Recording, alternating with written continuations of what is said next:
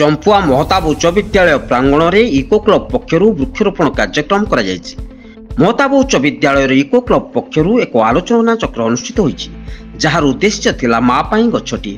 ए वृक्षरोपण कार्यक्रम में मुख्य अतिथि एपीओ नरेंद्र नायक, सम्मानित अतिथि पवित्र कुमार नायक, विद्यालय प्रधान शिक्षक लोकनाथ गुई, गिरीश चंद्र प्रधान, शंकरषण नायक, प्रियरंजन दास, दुर्योधन स्वाई, स्काउट गाइड शिक्षयित्री कौशल्या महंत प्रमुख उपस्थित थे।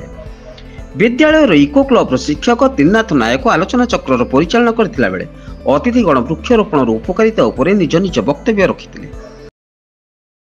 तार असुविधार मूल कारण कौन? गछ वृक्ष जदि वृक्ष न रहिबो ए जीव सता मध्ये लोप पाई जीवो। आपन सब गछ लगाउछन्ती, प्रति वर्ष लगाउछन्ती। मु जाइथिली गोटे स्कूल, से पचारली गत वर्ष भाई केते गछ लगाइथिलो? से कहला 10टी गछ मु लगाइथिली। मु चल देखिबा, कहला से मरी गला। मु कहले मरी गला ना मारी गलो? जदि हमको खाद्य न दिया जीवो, पानी न दिया जीवो, आमे सुखी सुखी मरी जीवा।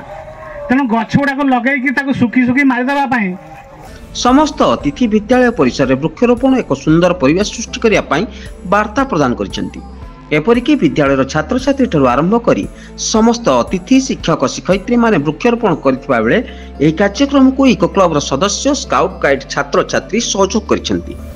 केन्दुझर चंपुआर ममता सेनापति रिपोर्ट, जनता जिंदाबाद।